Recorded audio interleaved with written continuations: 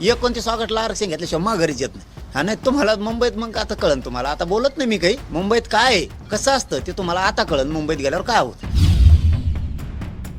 राजकारणासाठी मराठ्यात आणि ओबीसीत फूट पडण्यासाठी वापर करायचा बंद करा. आम्हाला कुठं विरोध करीत बसता आणि आम्हाला विरोध केला नाही मागे सरकणार आहेत का? आम्ही एकटेच 50-55% आहेत. काही होत नाही कोणाचं. 29 ऑगस्ट आता चलो मुंबई. प्रथम तर माननीय सन्माननीय न्यायमूर्ती संदीपजी शिंदे साहेब जी समिती गठीत केली होती त्यांचं तोंड भरून कौतुक करतो समाजाच्या वतीनं की त्यांनी तो अहवाल दिला आहे. आता तो सरकार स्वीकारणार सुद्धा, त्यात काही दुमत असायचं काही कारण नाही. प्रथम त्यांचं कौतुक आणि त्यानंतर सरकारचं सुद्धा की मनापासून खूप खूप तुमचंही कौतुक. पण जे आरक्षणाचा लढा हा 29 ऑगस्ट 2023 पासून सुरू आहे. जे आमच्या मूळ मागण्या आहेत त्या मात्र आणखीनही पूर्ण झालेल्या नाही आहेत.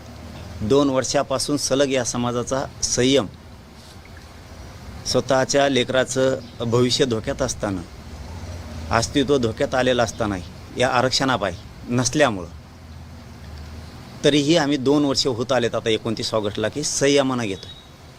आता 30 तारखेला जानेवारीच्या उपोषण मुख्यमंत्री फडणवीस साहेबांच्या प्रतिनिधीच्या माध्यमातून सोडलं गेलं. त्यावेळेस सांगितलं होतं की आपण सगळे प्रतिनिधी बांधवही त्याला साक्षीदार आहेत आणि मराठा समाजही राज्यातला 7 करोड मराठा समाज साक्षीला आहे. 4 दिवसात 4 मागण्या ह्या तात्काळ त्याची अंमलबजावणी केली जाईल असं सांगितलं होतं. आणि राहिलेल्या 4 ते 5 मागण्यासाठी 2 ते 3 महिन्याचा वेळ देऊ असं सांगितलं होतं. परंतु पूर्ण 3 महिने आज झाले. 2 ते 3च म्हणले होते तरी आम्ही 2 महिने धरले नाही, 3 महिने पकडले. तर आज 30 एप्रिलला 3 महिने पूर्ण झालेत. कुठल्याही मागणीच्या बद्दलची अंमलबजावणी आत्तापर्यंत झालेली नाही. ना तात्काळ करतो म्हणले त्याचे पण नाही, आणि त्याच्यानंतरच्या राहिलेल्या 4-5 मागण्या 3 महिन्यात करू म्हणलं होते त्याची पण नाही. म्हणून आता शेवटी काय असतं, एक समाजाचं भविष्य मला बघायला लागतं, समाजाच्या लेकराच्या अडीअडचणी बघावं लागतात. संयम तरी आम्ही किती दिवस धरायचा म्हणून आता शेवटी आम्ही या विषयात आलो आहे की आता आपण प्रचंड मोठा उठाव केला पाहिजे आणि आता तो आम्ही करणार आहे. 29 ऑगस्ट 2025ला 2 वर्षे पूर्ण व्हायला लागलेत या आंदोलनात. तरीही सरकार आणखीनही दखल घेत नाही आहे, कोणत्याही अंमलबजावणी करत नाही आहे. म्हणून आम्ही असा निर्णय घेतला आहे की ही हल्ला आहे आता लगेच घ्यायचा होता, परंतु हा प्रचंड भ्याड हल्ला झाला.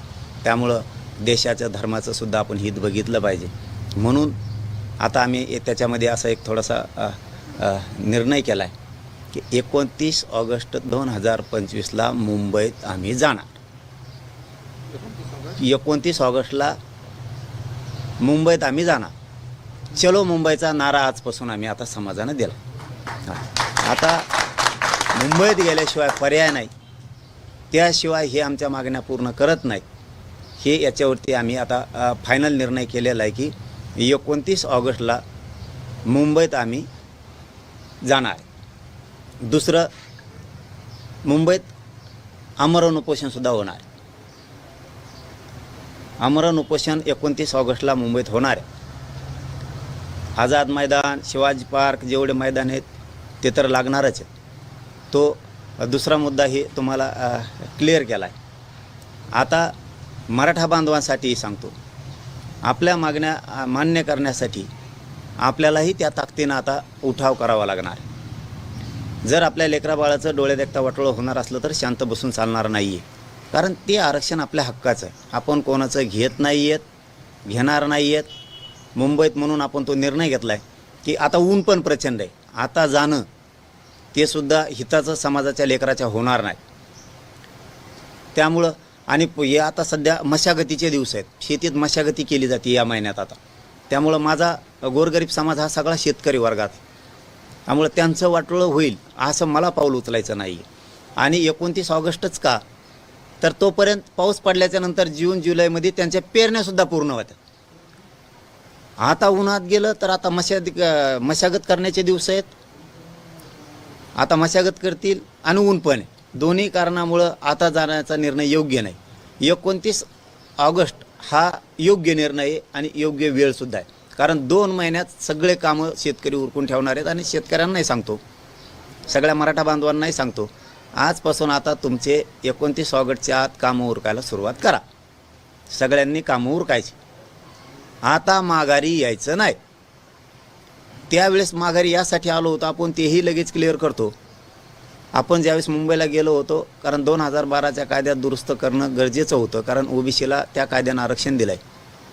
आणि सगळ्या सोयरीची अंमलबजावणी जर त्यातून करून घ्यायची असली तर 2012च्या कायद्याची दुरुस्ती अधिसूचना काढल्याशिवाय पर्यायच नव्हता. तिथं आपली फसवणूक झालेली नाही. फसवणूक कुठं झाली, त्यांनी काढल्याच्या नंतर हरकती मागितल्या, परंतु त्यांनी त्याची अंमलबजावणी केली नाही. इथं मात्र आपली 100% फसवणूक झालेली.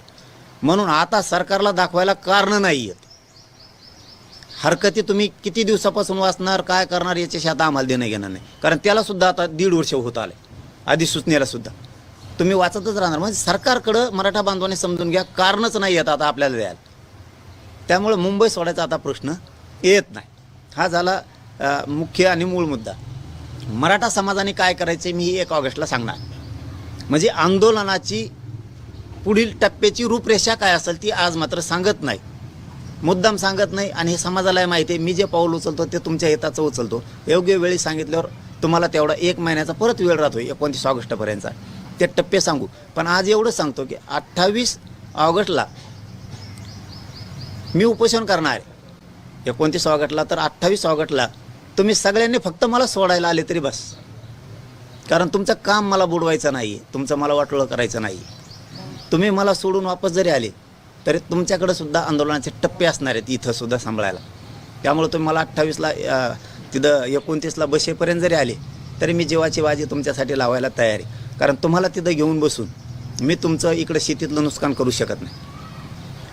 त्यामुळं तुम्ही फक्त 28ला जरी सगळे मराठी किंवा ज्यांना ज्यांना शक्य आहे ते तरी आले तरी ते प्रश्न आपण सगळे सोडवल्याशिवाय वापस येत नाहीत. आणि जर तिथं कोणाला राहायचं असेल तर त्यांनी 15-20 दिवसाची तयारीनंच यायचं, हे मात्र लक्षात ठेवा. तुमच्या जेवणा खावणाची, कारण पाऊस असणारे, पाऊस प्रचंड असणारे असं वाटतंय. नसेल तर चांगलीच गोष्ट, पण पाऊस असेल तर त्या तयारीनं तुम्हाला यायला लागणार आहे. कारण तुमच्या गाडीला छत असणं गरजेचं आहे. ते तुम्हाला 1 ऑगस्टला मी ते बाकीची दिशा सगळी क्लिअर सांगणार आहे. आजचा महत्त्वाचा विषय याच्यासाठी होता की सरकारनं आपली 100% फसवणूक केली. कुठं कुठं केली, त्यांनी 3ही गॅजेटियर लागू करू म्हणले होते, 3 महिन्याच्या आत ते लागू केलेले नाहीत. इथं फसवणूक झाली. हैदराबादचं गॅजेटियर, सातारा संस्थांचं गॅजेटियर, बॉम्बे गव्हर्नमेंटचं गॅजेटियर, औंध संस्थांच्या नोंदी ह्याही कुठल्याही लागू केलेल्या नाही, त्याची अंमलबजावणी झालेली नाही. सगळे सोयऱ्याची अधिसूचना काढली, त्याची अंमलबजावणी झालेली नाही. तिसरा मुद्दा, आपली 29 ऑगस्ट 2023ला मूळ मागणी होती की मराठा आणि कुणबी एकच. तो अध्यादेश काढलेला नाही आहे. आम्ही त्या मागणीवरती आजही ठाम येत आणि शेवटपर्यंत राहणार. त्याचं मूळ कारण असं आहे की मराठा आणि कुणबी एक आहे. ही ज्यावेळेस चर्चा सुरू झाली त्यावेळेस सरकारच्या वतीनं गिरीश महाजन साहेब आले होते. त्यावेळेस त्यांनी सांगितलं होतं, तुमच्या मागणीप्रमाणे जर आम्हाला कायदा पारित करायचा असला, अध्यादेश जर काढायचा असला तर आम्हाला वेळ पण द्या 1 महिन्याचा. तर आपण 40 दिवसात दिला होता. पुन्हा आठवण सरकारला आणि मराठ्यांना करून देतो.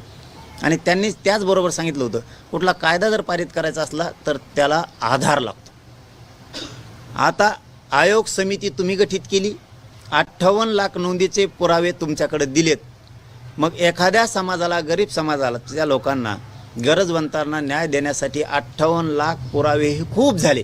मराठा आणि कुणबी एक याच्यासाठी आधार म्हणून खूप झाले. तोही कायदा पारित होतोय. त्याच्यामुळं इथं कोण जळतंय, काय जळतंय याच्याकडं आम्हाला अजिबात आता लक्ष द्यायची गरज नाही. मी मागही सरकारला सांगितलं होतं आणि सरकारलाही तेवढी जाणीव आहे, विशेष करून मुख्यमंत्र्याला जाणीव आहे, शांत राहतो म्हणजे ह्यो नेमकी काहीतरी करणार आहे. कारण मी समाजासाठी संयमानं शांत राहून काम करतो. कारण मला समाजाचं हित जोपासणं ही माझ्यासाठी सगळ्यात मोठी जबाबदारी. समाजाच्या लेकराचं कुठं वाटोळं नाही झालं पाहिजे, त्याचं कल्याण झालं पाहिजे. त्याच्या कल्याणासाठी मी रात्रंदिवस काम करतोय.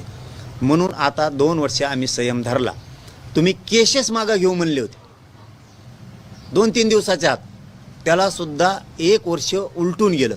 एकही केस आंतरवाली सहराज्यातली मागं घेतलेली नाही आहे.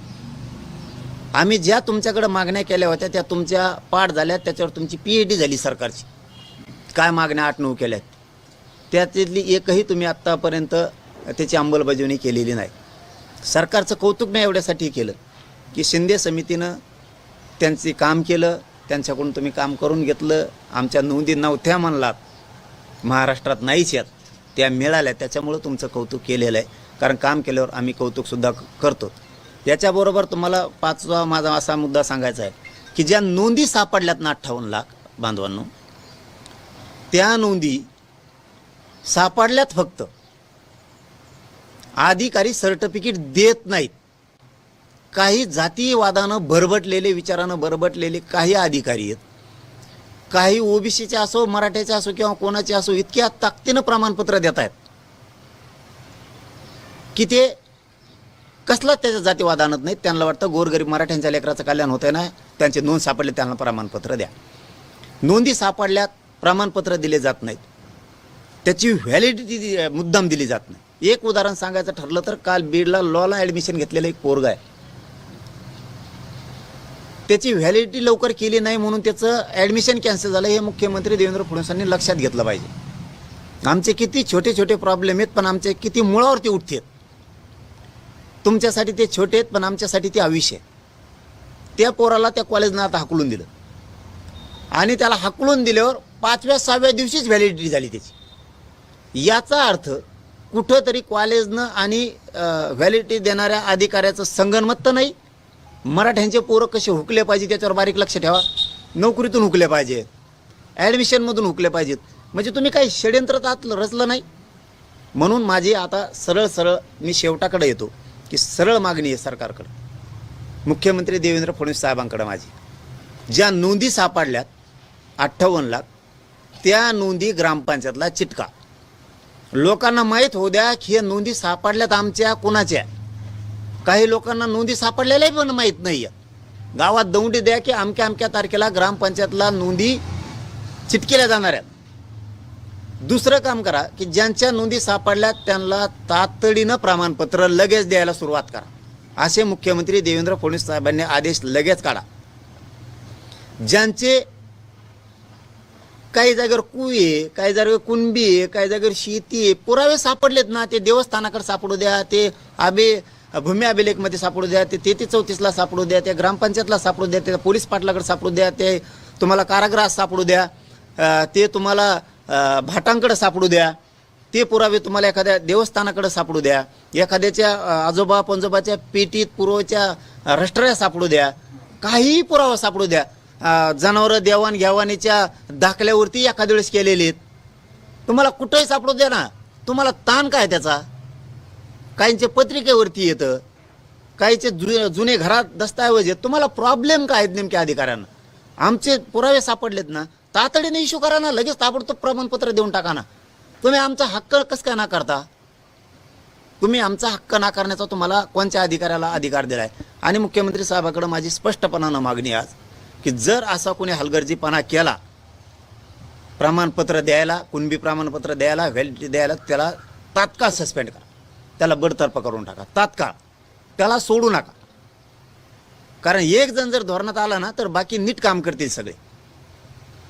आणि दुसरी मागणी याच्याच बरोबर, पहिली ही सांगितली की ज्या नोंदी सापडल्यात त्याचे प्रमाणपत्र आणि व्हॅलिडिटी तात्काळ द्या, कारण आता ॲडमिशन आहेत आणि भरत्या पण आहेत. माझ्या पोरांचं वाटोळं व्हायला नाही पाहिजे.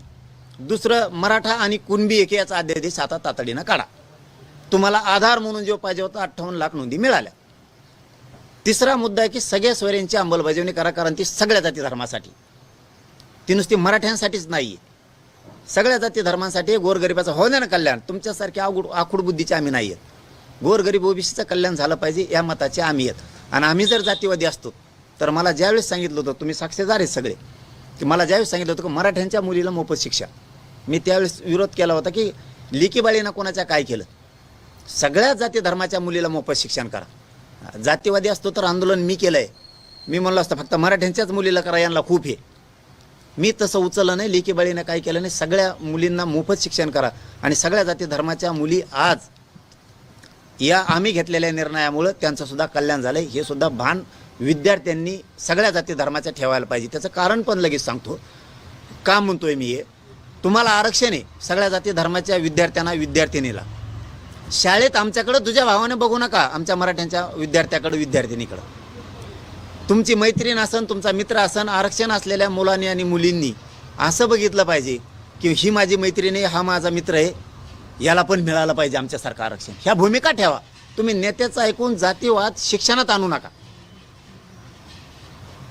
शिक्षणात त्या ठिकाणी जातीवाद आणू नका. तुम्ही विरोध दाखवू नका तिथं. हे काम करा, कारण आम्ही जातीवाद करत नाही आहे. सरकारला माझी तिसरी मागणी आहे, चौथी मागणी आहे, केसेस सरसकट सगळ्या मागं घ्या. हे तुम्ही शब्द दिल्याला तुम्ही मागं फिरू नका, कारण ही सत्ता तुम्हाला मराठ्यांनी दिली, हे विसरू नका बरं का. तुम्हाला वाटत असेल की आम्ही असं करू, आम्ही तसं करू, ही सत्ता मराठ्यांनी दिली हे आयुष्यात विसरू नका. नसता हेच मराठी आनंद व्यक्त करू देणार नाही. तितका मोठा उठाव करणार आहे मी आता. कारण मी सरकारलाही चांगलं माहिती आहे, मी नुसतं बोलत नाही तर मी करतो सुद्धा. बोलतो तसा करत असतो आणि ह्या जातीसाठी करायला मी मरायला सुद्धा भेट नाही, हे लक्षात ठेवा. आणि मुंबईला सुद्धा यासाठीच येतोय की फडणवीसांना जर हल्ले करायचे असले, मला मारून टाकायचं असेल, तर आता तुमच्या तिथं पटांगणाला इकडं तिकडं बी नाही. कारण जे आंदोलन मुंबईत सुरू होणार आहे 29 ऑगस्टला, आमरण उपोषण, ते आंतरवालीसुद्धा सुरू राहणार आहे. हे पण विशेष करून सांगतो. इथं सुद्धा सुरू राहणार आहे आणि ते मुंबईतसुद्धा सुरू राहणार आहे. हल्ला करायचा आहे, मला मारायचं आहे, काय करायचं आहे, आता दारातच देवेंद्र फडणवीस साहेब तुमच्या. कारण जे ऐकायला मिळतं आहे ना की तुम्हाला एक निष्ठावान खपत नाही, तुम्हाला मॅनेज न होणारा तुम्हाला जमत नाही, मॅनेज होणारा चालतो, फुटणारा पाहिजे, त्या अवलादीचं रक्त माझं नाही आहे. आता दारात हे तुमच्या.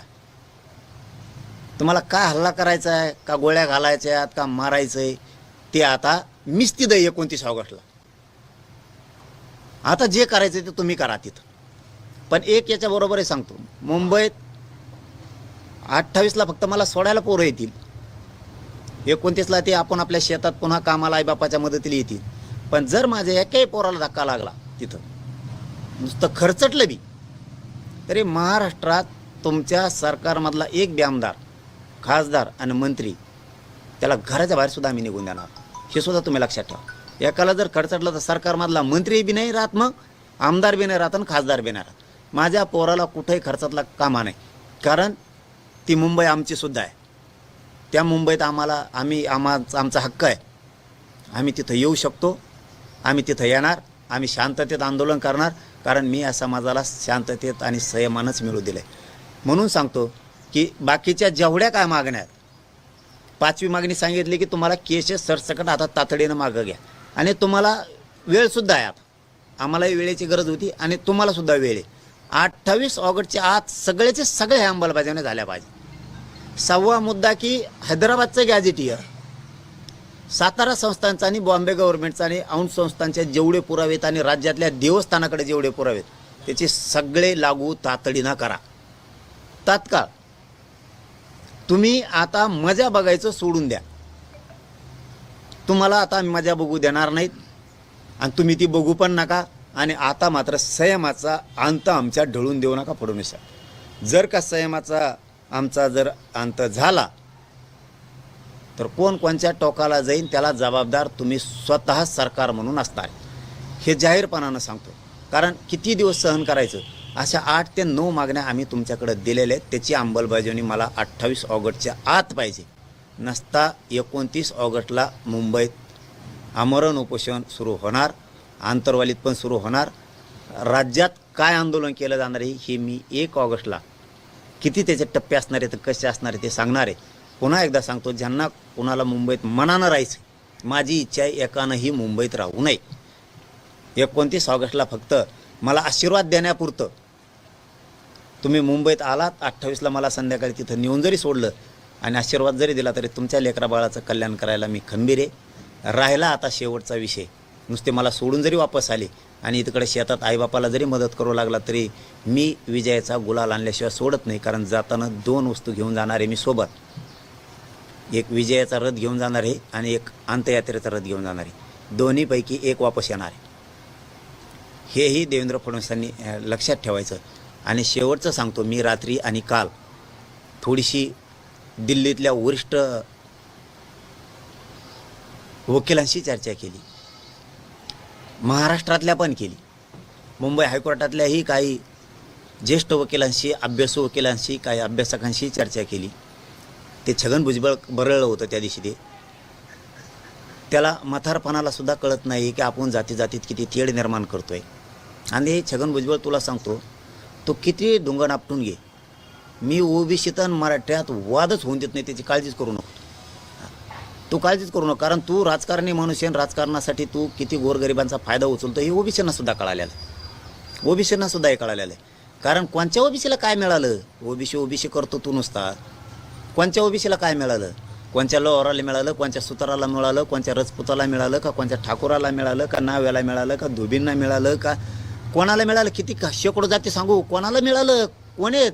का कुळी समाजाला मिळालं, तिकडं कोकण पट्ट्यात आहेत, मुंबईच्या पट्ट्यात आहेत. कोणाला काय मिळालं? किती जाती दाखवा. कायकाडी समाजाला मिळालं, का वडरी समाजाला मिळालं, गावखेड्यातल्या गोरगरिबांना कोणाला मिळालं? कोण प्रशासनात आहे? किती टक्के आहे ते? गेलाय का गोरगरिबी ओबीसी? 12 बलुतेदारांना काय मिळालं? का मायक्रो ओबीसींना काय मिळालं? काय दिलं? कोणचा ओबीसी म्हणतो तू? तुझ्या स्वार्थासाठी ओबीसी करतो, आणि ती ओबीसी जात नाही, ते प्रवर्ग आहे. तो फक्त तो ह्या जातीला तुलाच उपयोग करून घेतला. तो ह्या जातीला बी नाही खाऊन दिलं. ते गोरगरीब तो ह्या जातीतले बी लोक बघ, आमच्या आसपास शेजारी राहते, त्यांचं सुद्धा वाटोळं झालंय सगळं. महामंडळ तूच खाय, सगळं तूच खातो, काही मिळू दिलं नाही गोरगरीब ओबीसीला. त्यामुळे ओबीसी तो ह्या संग येत नाही. कारण छगन भुजबळ त्याविषयी बराळा की काही लोक कोर्टात गेले, म्हणून मी वकिलांशी चर्चा केली. मी वकील बांधवांशी चर्चा केली, दिल्लीच्या पण केली, मोठमोठ्या वकिलांशी चर्चा केली, मुंबईच्या पण केली, महाराष्ट्रातल्या पण केली, आणि अभ्यासकांशी सुद्धा केली आरक्षणावरच्या. की तो बराळा होता का आमचे काही लोक कोर्टात गेलेत, याचा अर्थ तो हेच लोक आहेत आणि ते तोच पाठवलेत, म्हणजे कुणबी आरक्षणासाठी. तर वकील बांधवांनी आणि अभ्यासकांनी काय सांगितलंय, कुणबी एक असा प्रकार आहे की तो कोणाच्याच बापाला चॅलेंज होत नाही. पाटील तुम्ही टेन्शन घेऊ नका. आणि जर कुणबी चॅलेंज होत असलं तर मंडल कमिशन 100% सांगतो म्हणे आम्ही चॅलेंज होतो. 16% 94ला 1994ला दिलेलं आरक्षण 16% ते पण चॅलेंज होत आहे. जर कुणबी चॅलेंज होणार असलं आणि ते जर बाद होणार असलं तर मंडल कमिशन एक चॅलेंज होतो, तो पण बाद होतो. दुसरं 16% दिलेलं आरक्षण सुद्धा बाद होत आहे. आणि तिसरं की मंडल कमिशननं काही जाती घातल्या होत्या तेवढ्याच, आणि त्याच्यानंतर जे आता 300, 350, 250 जाती घातल्यात ह्या पुऱ्या बाहेर निघतात म्हणे. पोट जाती उपजाती म्हणून ज्या घातल्यात आरक्षणात त्या सगळ्या बाहेर निघतात. त्यामुळं मी आता ते टेन्शन घ्यायचं बंद केलं. मला काय मंडल कमिशन चॅलेंज करायची गरज नाही, 16% चॅलेंज करायची गरज नाही, गरिबांचं ओबीसीचं वाटोळं करायचं माझी इच्छा पण नाही. पण ते छगन भुजबळ जे स्वप्न बघतो ते कधीच पूर्ण होणार नाही. आणि ज्या दिवशी कुणबी चॅलेंज होईल त्या दिवशी मात्र मग आम्हाला बी काय चॅलेंज करायचं आणि कशा कोणत्या जाती बाहेर काढायचे हे पक्का माहिती आहे. आमचं वाटोळं केल्यावर आम्ही तुम्हाला सोडणार नाहीत. त्यापेक्षा छगन भुजबळला जरा सद्बुद्धी चांगली आली तर बरं होईल. म्हातारपणाला नीट मरावं माणसानं, कधी बी लोकांचा शापशिवाय खाऊन मरू नये माणसाने. कावा नीट हक्ता तरी आलं पाहिजे म्हातारपणाला माणसाला. शापशिवाय देऊ नये, आशीर्वाद लागावा. कारण 2 पायावर बसून तुला हक्ता तरी यावं, कमीत कमी एवढा आशीर्वाद लागावं. म्हणून तो कमीत कमी मराठ्यांच्या गोरगरिबांचं वाटोळं करायचं काम नको करू. होय शहाणा, कारण ह्या वयात तुझ्या तोंडावरून कोणीतरी हात फिरावं, तुला चांगलं म्हणावं, असं वाग, कमीत कमी असं वाग.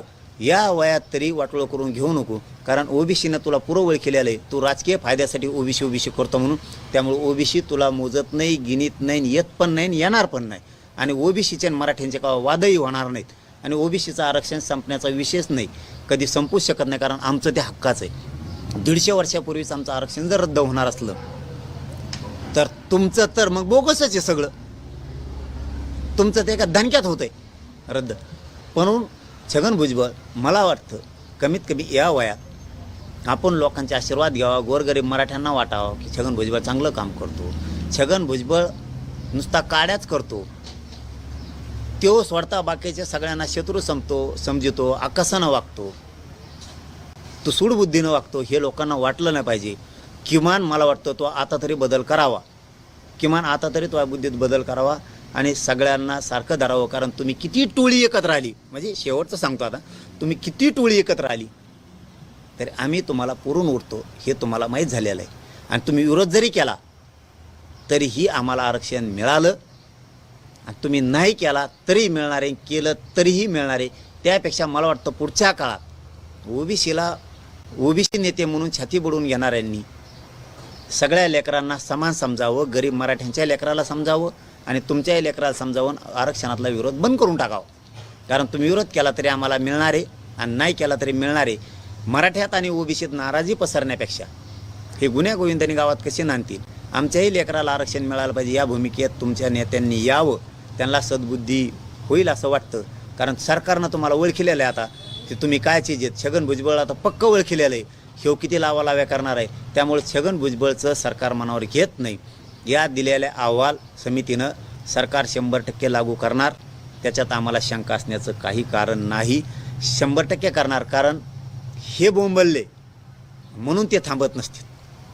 कारण जे कायदे ते जे नियमात आहे ते त्यांना करणं आहे, नसता पुऱ्या मराठ्यांच्या रोषाला सामोरं जावं लागणार आहे. आणि आता शेवटचं, मराठ्यांच्या सगळ्या पक्षातल्या आमदार खासदार मंत्र्यांना, माजी आमदारांना, माजी खासदारांना माझं आव्हान आहे की छगन भुजबळ सरळ सरळ म्हणतोय आम्ही कोर्टात गेलो कुणबीसाठी. मायबाप मराठ्यांनो आणि सगळ्या पक्षातल्या आमदार खासदार मंत्र्यांना सांगतो, मराठा समाजाच्या लेकराचं वाटोळं होऊ देऊ नका.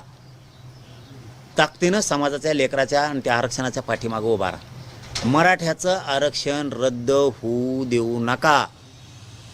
एकही प्रमाणपत्र रद्द होता कामा नाही. कारण तुम्हाला सगळ्या पक्षातल्या खासदार आमदार मंत्र्यांना मोठं करण्यासाठी मराठ्यांनी ताकद लावलेली.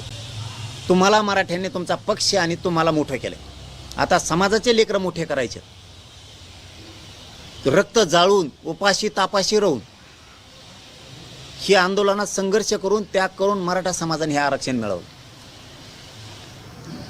हे कोर्टात नेऊन छगन भुजबळ घालीन म्हणतोय, तो जाहीर मीडियात बोललाय. म्हणून माझं तुम्हाला सगळ्या पक्षातल्या मराठ्यांच्या आमदाराला खासदाराला मंत्र्यांना आव्हान आहे की हे आरक्षण जाऊ देऊ नका आणि मराठ्याच्या लेकराच्या बाजूने उभा राहा. नसता असं होईल, तुम्ही जर सरकारच्या बाजूने बोललात, नेत्याच्या बाजूने पक्षाच्या बाजूने बोललात तर उद्या मराठी हे म्हणणार आहे मतदान आम्ही केलं, तो हा पक्ष मोठा केला, तुला मोठं केलं. आज आमचे लेकरं मोठे व्हायचे तर पक्षाकडून नेत्याकडून बोलतो का? चपळा आणतील लोक, तुम्हाला लक्षात ठेवा. त्यामुळं जात सांभाळायचं शिका, जातीच्या विरोधात जाऊ नका. ह्या जातीनं तुम्हाला मोठं केलं. सगळ्यांनी ताकद लावून कुणबीचं आरक्षण आणि 10% आरक्षण रद्द होता कामा नये. आणि विशेष करून सांगतो मुख्यमंत्र्यांना, जे AWSमधून पोरं गेलेत, जे ACBCतून गेलेत, तुम्ही आरक्षण दिलं आहे ना राव ACBCचं, त्यांना ऑप्शन द्यायलाच पाहिजे ना. तुम्ही असा खोडसाळपणा का करता फडणवीस साहेब तुम्ही? आत्ता ते MPCच्या पोरांना लिंकच ओपन नव्हती. मला तर वाटतं आणखी नाही आहे की नाही करू. असे धोके दगे फटके करू नका, मुळावर येईल तुमच्या. तुम्हाला आनंद व्यक्त नाही करून द्यायला सत्य. तुम्हाला वाटतं नाही बहुमतानं आलो, मराठ्यांनीच आणलंय हे विसरू नका कधी. हेच तुम्हाला पळता भूई कमी करतील. कुणबीचं आरक्षण निघालंय ना, लगेच धडदिशी देऊन टाकायला पाहिजे ना. कशामुळे तुम्ही असं जाणून बुजून मराठ्यांचे पोरं फडणवीस साहेब का मारता? काय कारण आहे तुमचं? काय कारण आहे? अरे ते शिंदे साहेबांनी थोडंफार काम केलं ना समाजासाठी, ते अजित पवारांनी गप्प बसून केलं. तुमच्याही पक्षातल्या काही मंत्र्यांनी आमदारांनी काम करू लागलेत. तुम्हीच असं का वागता मला काही कळत नाही. तुम्ही EWS घातलं घेणं देण्याचं, बरं ठीक आहे. आता EWSमधून ज्यांनी ॲडमिशन घेतलेत, नाव करायला लागले, त्यांना तसंच ठेवा ना. त्यावेळी ॲक्सेप्ट केलं, आता रिजेक्ट कसं काय करता तुम्ही? दुसरं ACBCचं आरक्षण तुम्ही दिलं, मग त्यांचं प्रमाणपत्र आणि त्यांना व्हॅलिडिटी देऊन एकदा सांगितलं त्यांना एकाच कागदावरती आणा, व्हॅलिडिटी पण आणि प्रमाणपत्र पण, नॉन क्रिमिलेअर पण. आता म्हणता वेगळे आणा. का महाराज ठरवलेत का पोरं? तुम्ही काहीतरी एक निर्णय घ्या आणि सुटसुटीत कारभार केला पाहिजे. ACBC दिलं ना, हे प्रमाणपत्र, हे क्रिमिलेअर आणि हे दिलं तुम्हाला आणि चला लागले ते पोरं, आरक्षण दिलं असं पाहिजे. असं गुळमुळीत नाही ठेवलं पाहिजे कधीच, असं संकटात नाही ठेवलं पाहिजे लोकांना. ACBC सुद्धा सुटसुटीत करा. सारथी दिली, त्या पोरांना काही ना व्हॅलिडिटीच नाही, सॉरी PhDला त्यांना शिष्यवृत्तीच नाही. बरोबर करे? हे आताच लय मोठे लफडं आलं इथं. हेच नाही आहे. एक वर्षापासून काही काही पोरांना सारथीमार्फत जे कोर्स करतात, काही जण PhD करतात, त्यांना शिष्यवृत्तीच नाही. निंबाळकर साहेबांनी त्या दिवशी सांगितलं की 150 कोटी होते, त्यातले 30% वापस गेले, तेही आपण रिटर्न आणले. तुम्हाला 427 कोटीची मंजुरी सरकारला द्यायला सांगतोय. तुम्ही ते पैसे पोरांना मोठं होण्यासाठी आहेत ते दिले पाहिजेत. महामंडळे काहीचे परतावेच येत नाहीत. तुम्ही ते फडणवीस साहेब दिलेच कशाला? ओबीसीच्या सवलती, मराठ्यांना जे आरक्षण दिलं तुम्ही ओबीसीच्या धर्तीवरती दिलं. ओबीसीला अभ्यासक्रम किती? 1554. ACBCला 506. कशामुळं? याचं काय कारण आहे? जर ओबीसीच्या धर्तीवर तुम्ही मराठ्यांना ACBCचं आरक्षण दिलं तर त्यांना 1554 अभ्यासक्रम पाहिजे. भेदभाव कशामुळं करता तुम्ही? एकदा बोललं ना पटदिशी केलं पाहिजे. मुलीला मोफत शिक्षण केलं ना सक्त अंमलबजावणी करायला लावायला पाहिजे. याची अंमलबजावणी झाली पाहिजे. नाही त्या कॉलेजचं जर 100% फी मागितलं तर परवानाच रद्द करतो. असं सरळ कसं काय सांगत नाहीत फडणवीस साहेब तुम्ही? मराठ्यांच्या कुणबी नोंदी निघाल्यात ना, लगेच प्रमाणपत्र देण्यात तुला बडतर्फ करून टाकेल. व्हॅलिडिटी दे, कसं काय म्हणत नाहीत तुम्ही? अरे किती पोरं टांगणे लावले तुम्ही घेण्या देण्याचे. आमचे बलिदान दिलेत आमच्या पोरांनी आरक्षणासाठी. फडणवीस साहेब कशामुळे तुम्ही त्यांचे निधी रोखून धरले? 10 लाख रुपये नोकऱ्या कशामुळे रोखल्या? काय उत्तर याचं? काय कारण आहे तुमचं रोखून धरायचं? घेण्या देण्याच्या मराठ्यांच्या पूर्व तडीपार करणार तुम्ही. सत्ता जात असती फडणवीस साहेब, माणसाच्या डोक्यात एकदा जर खुन्नस बसली ना, बदले घेत असतात म्हणून सत्ता बदलल्यावर. आणि हे बदलत असतं. तुम्हाला स्वप्नात वाटलं नव्हतं काँग्रेसची सत्ता पलटल. 40-50 वर्ष राज्य केलं त्यांनी, पलटली तुमची आली. तुम्ही तसं गर्वात वागू नका. त्यांची पलटली तुमची सुद्धा पलटत असती. आणि लय खुन्नशीनं वागलं ना तर लोक सत्ता पलटल्यावर बदला घेत असतात. तुम्ही आमच्याशी खुन्नशीनं अक्कासानं वागू नका फडणवीस साहेब, तुम्हाला सरळ सांगतो. तुम्ही गॅजेटियर केसेस आणि मराठा आणि कुणबी एक आहे याचे अध्यादेश तातडीनं काढा. एकही गॅजेटियर आता ठेवू नका. आणि नोंदी सापडलेले प्रमाणपत्र तातडीने द्यायला सुरुवात करा. व्हॅलिडिटी सुद्धा तातडीनं द्यायला सुरुवात करा. ही माझी विनंती आहे. आता नसता 28 ऑगस्टपर्यंत जर हे सगळा तुकडा नाही पडला, आता प्रमाणपत्र जेवढे नोंदी निघाले ते तातडीनं हे 7 जूनपासून 6 जूनपासून ॲडमिशन सुरू होते, त्याच्या आत सगळ्या व्हॅलिडिट्या पाहिजेत आम्हाला. 58 लाखच्या 58 लाख पुऱ्याची पुऱ्या. एकही राहता कामा नाही. व्हॅलिडिटी सांगतो तुम्हाला. प्रमाणपत्र तर द्याच, पण व्हॅलिडिटी सुद्धा राहिली नाही पाहिजे. ते पण ह्या 6 जूनच्या आत. आणि गॅजेटियर सुद्धा ह्या 6 जूनच्या आतच लावा, जेणेकरून आता ॲडमिशन आणि भरत्या सुरू होत्या आणि त्याच्यात आमच्या पोरांना फायदा घेता येईल. कारण ते आमच्या हक्काचं आहे. ते ना करू नका. कुणाचा दबाव आहे म्हणून ना करू नका. उदाहरणार्थ आमची जमीन सापडली 5 एकर, ती आम्हाला कसं काय देणार नाहीत तुम्ही? तसे आमच्या कुणबी नोंदी सापडल्यात. कुणी विरोध जरी केला तरी पण आमचा हक्काचा आम्हाला द्या, ते रोखून नका. धन्यवाद. तुम्हाला काय विचारायचं आहे का? मुंबईला जाण्यासाठी या ठिकाणाहून 28 तारखेला निघणार आहे, तर नेमकं कसं जाणार आहे? कसा तुमचा गेल्या वेळेचा पायी प्रवास असणार आहे की वाहनानं जाणार आहे, की नेमकं कसं असणार आहे? तिथे किती तारखेला पोहोचणार आणि कोणत्या ठिकाणी बसणार? नाही, तिथं 29ला आझाद मैदानावरती किंवा मंत्रालयाच्या समोर मी आमरण उपोषण करणार आहे. या 2 ठिकाणावरती 100% करणार आहे. आमरण उपोषण करणारे शांततेत केल्याशिवाय माझ्या समाजाला न्याय मिळणार नाही. यांची इच्छा आहे दंगली झाल्या पाहिजेत. माझी इच्छा आहे राज्य शांत राहिलं पाहिजे. आणि शांततेतच मी माझ्या समाजाला मिळून देतो. समाजाला सांगतो रुसू नका. बरं झालं तुम्ही तो प्रश्न विचारला. रुसू नका. मी उपोषण केलं की तुम्ही रुसता. अजिबात रुसायचं नाही. तुमच्या लेकराच्या हक्कासाठी मी लढतोय. उलट तुम्ही ताकदीनं आलं पाहिजे. उलट ताकदीनं आलं पाहिजे. तुम्ही स्वाभिमानी वागायचं. आपल्या लेकरा बाळाचं वाटोळं नाही झालं पाहिजे. कडवट वागायचं. कडवट. शांत राहायचं पण भित्र नाही राहायचं. धाडशी वागायचं सगळ्यांनी. हे 28ला अंतरवालीतून मी निघणार आहे. मार्ग मी 1 ऑगस्टला सांगतो कसा मार्ग असणार आहे. 1 ऑगस्टला सगळे आंदोलनाचे टप्पे, पुढची दिशा सगळी पाडणार आहे. 1 ऑगस्टला, म्हणजे त्यांना ती तयारी करायला. फक्त आज 1 पासून तयारी, आजच तयारी 1 सुरू. चलो मुंबई, 29 ऑगस्ट सुरू. आजपासून ते सुरू. आता तयारी करायची. मला 28ला फक्त नेऊन सोडा. जेवढ्याला ते बी कामं बुडून नको, जेवढ्यांना शक्य आहे तेवढ्यात. मी खंबीर आहे तुमच्या लेकरा बाळासाठी. मला माहिती आहे लोकाला काय म्हणायचं तर म्हणू द्या. आणि ते बरळवाडी पाहिजे बी बरळायला. लोकाला काय म्हणत महासमाज माया माग आहे मला पक्का माहिती. 7 कोटीतला एकही हटत नाही. भाजपमधला मराठा सुद्धा नाही. कारण भाजपच्या मराठीचं पोरायला काय आरक्षण नाही पाहिजे का? होय रे, तुम्हाला नोकराला नाही का लागायचं? तुमचे पोरं शिकायचे नाही का? तुमच्या पक्षाची सत्ता आली म्हणून काय आरक्षण नाही पाहिजे त्यांना शिकायला, असं आहे का? भाजपच्या मराठ्याची सत्ता आल्यावर त्यांचे लेकरं आपोआपच डॉक्टर होतात, आपोआपच इंजिनियर होतात. हां, उकंड्यावर कुत्रं मुतल्यासारखं छत्री उगती का आपोआप? असं काय आहे का? भाजपच्या मराठ्याला, शिवसेनेच्या मराठ्याला, काँग्रेसच्या मराठ्याला काही गरज नाही आरक्षणाची. नुसती सत्ता आली तर त्यांचे पोरं इंजिनियर होतात, डॉक्टर होतात, आर्किटेक्ट होतात, त्यांचे पोरं IPS IAS दर्जाचे अधिकारी होतात, क्लास 1 क्लास 4 अधिकारी होते, तहसीलदार होतो ऑटोमॅटिक, कलेक्टर ऑटोमॅटिक होतो, PI EPI ऑटोमॅटिक होतो. असं काही आहे का? आरक्षण लागणारे लेकरा बाळाला. भाजपमधल्या सगळ्या मराठ्यांना सांगतो, तुमचं 1 दिवस राजकारण. आता 29ला, आता 4 महिने जातीसाठी त्या लेकरासाठी स्वतःच्या. भाजपमधल्या, शिवसेनेतल्या, राष्ट्रवादीतल्या मराठ्यांना सांगतो, आता तुमच्या लेकरासाठी जातीसाठी लढा. त्यांना मोठं करा. तुमची सत्ता आली म्हणजे तुमचं लेकरू IPS नाही बनणार, IAS नाही बनणार. त्यासाठी आता जात. हे बघा कसं करता येते. हाय का नीटच्याच माग घालायला त्याला. नाक सुद्धा दितार झाला होता, त्याचं वाकून गेलं पार ते येवल्याचं येडपडते दलिंदर सालं तरी बोलवतं का नाही? बरं, त्याला सगळ्यांनी सोडून दिलं. भाजपनी सोडून दिलं, काँग्रेसनी, शिवसेनेनी, बेसरामानी सगळ्यांनी सोडून दिलं. कुणीच घ्यायना त्याला. कारण वागतच तसं ते. कारण त्याच्यामुळं पक्ष संपायला लागला, त्याच्यामुळं नेता संपायला लागला, त्याच्यामुळे त्याला कोणी घेत नाही.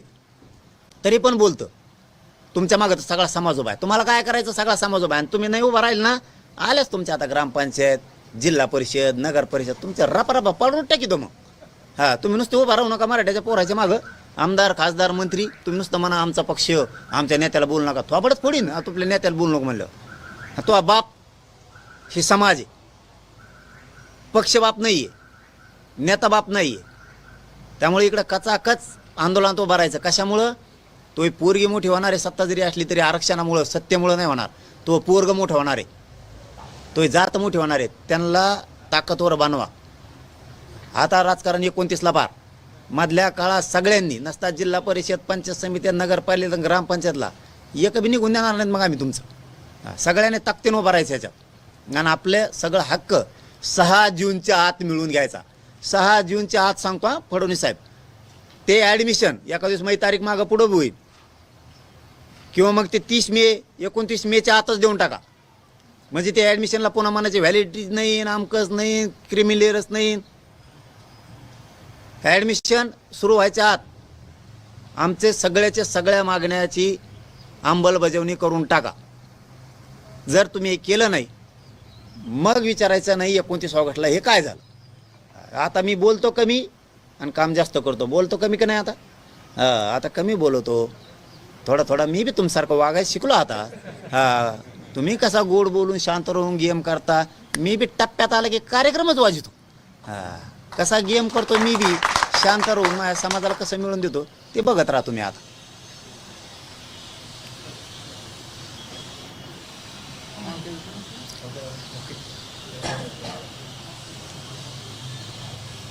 पाटील साहेब, 29 ऑगस्ट जाहीर करून टाकले. सध्या पाकिस्तान भारताच्या युद्धाची परिस्थिती आहे. तुम्ही याच्याकडे कसं बघता? नाही, मग युद्ध आत्ता होणार आहे. 29 ऑगस्ट लय लांब आहे आणखी. त्या हल्ल्याचा तर निषेध आहे. ही असली ना, हा बघ आपलं कसं आहे सरळ आहे, आणि यांना लागत आहेत मग मिरच्या. येणी त्या हल्ल्याचा तर निषेध आहे. येणे असले अगोदर कपाक मारून टाकायला पाहिजे ना. नुसतेच दाखवते इतकं लांब हत्यारे, आणि ते त्याच्यावर पडू इतकं लांब जळतं, आणि ते विमान असं वाकडं पळतं, आणि मग ते खाली पडलं तर इतके मरत येत. टाका ना त्या गोडांमध्ये नेऊन खापा सगळे मरून देईल तिकडे. 7.5 दलिंदर होऊन राख त्यांची काय ठुले ते गोडांना सांभाळू.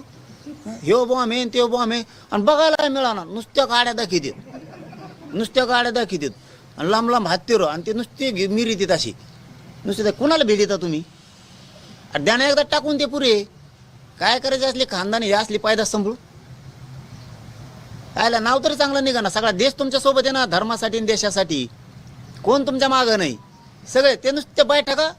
आजच्या रातची ही झाली, दुसरी सगळी ती झाली. आमका गैरहजर होता म्हणून तो थांबला तर तमाखू चोळीत होता तिकडे देऊ.